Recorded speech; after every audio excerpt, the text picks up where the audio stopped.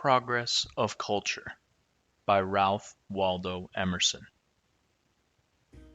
In modern Europe, the Middle Ages were called the Dark Ages. Who dares to call them so now? They are seen to be the feet on which we walk, the eyes with which we see. It is one of our triumphs to have reinstated them.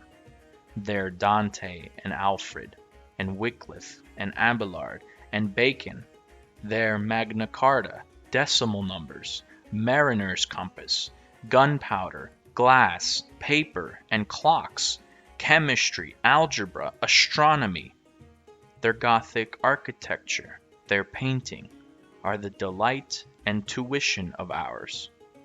600 years ago, Rodger Bacon explained the procession of the equinoxes and the necessity of reform in the calendar, looking over how many horizons as far as into Liverpool and New York.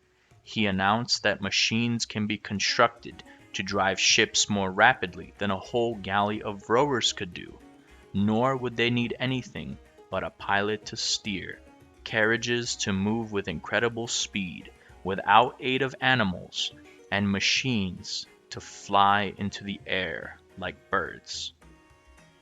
And we find thus a certain equivalence in the ages. There is also an equivalence of individual genius to the nation which it represents. It is a curious fact that a certain enormity of culture makes a man invisible to his contemporaries.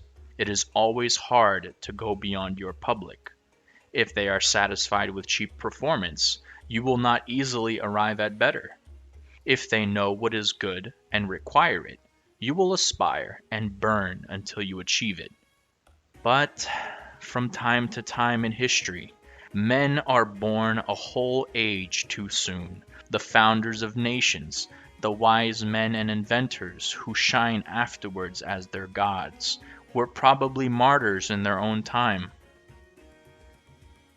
I find the single mind equivalent to a multitude of minds, say, to a nation of minds, as a drop of water balances the sea. And under this view, the problem of culture assumes wonderful interest. Culture implies all which the mind possesses of its own powers, as languages to the critic, telescope to the astronomer. Culture alters the political status of an individual. It raises a rival royalty in a monarchy. 'Tis king against king. It is ever the romance of history in all dynasties, the co-presence of the revolutionary force in intellect. It creates a personal independence, which the monarch cannot look down, and to which he must often succumb. If a man knows the laws of nature better than other men, his nation cannot spare him. Nor if he know the power of numbers, the secret of geometry, of algebra, on which the computation of astronomy, of navigation, of machinery rest. If he can converse better than any other, he rules the minds of men wherever he goes. If he has imagination, he intoxicates men. If he has wit, he tempers despotism by epigrams. A song, a satire, a sentence, has played his part in great events. The importance of the one person who has the truth over nations who have it not is because power obeys reality and not appearance, according to quality and not quantity.